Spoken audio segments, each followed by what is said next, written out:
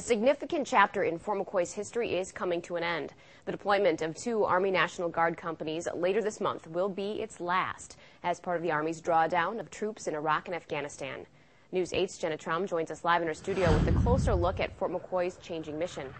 Lisa, with the drawdown of troops, the Army no longer needs so many mobilization training centers. Right now there are 10 of them. That's going to be reduced to 4. And Fort McCoy is not going to be one of them. Fort McCoy's mobilization and demobilization mission is coming to an end. Since 2003, soldiers would go to Fort McCoy to train and get ready to go to Iraq and Afghanistan. Or they would return to Fort McCoy after their deployment and make sure their paperwork and medical affairs were in order before heading home.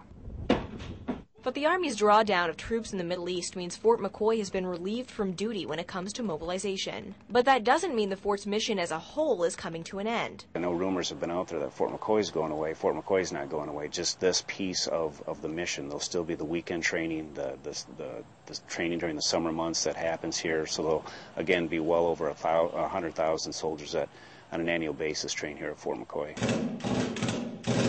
But as the Army draws down its troops, Fort McCoy is going to have its own drawdown of employees. About 200 civilian and contract employees will be released from duty. These people who were hired, they knew they were hired just for the war mission. So they knew at some point that mission would end.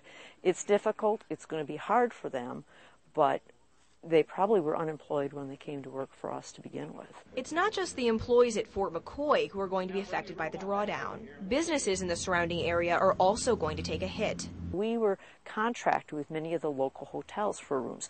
So a lot of soldiers were staying in the local hotels. Well, now all of a sudden you have a hotel who maybe have 50 soldiers staying there. You know, that's 50 rooms occupied day in, day out for a significant period of time. A significant economic impact. It's been tough economic times, but if Fort McCoy didn't have this mobilization mission for the last 8 years, it would have been a whole lot worse in this area. In the meantime, hundreds of soldiers are getting ready to return to their civilian jobs. Soldiers like Lieutenant Colonel Mike Murphy, who's going back to his job at a treatment facility. This is what I love to do. Since 9/11, I've mobilized once to go to theater, and I've basically been on active duty orders for the last 6.5 years, so it will be a change, an adjustment for me, but we just salute and drive on and wait for the next assignment.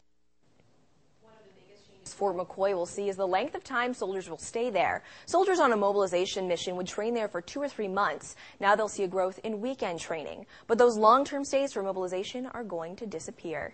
Thank you, Jenna. The fort is mostly going back to training National Guard and Army Reserve soldiers, which is what their mission was prior to 9/11.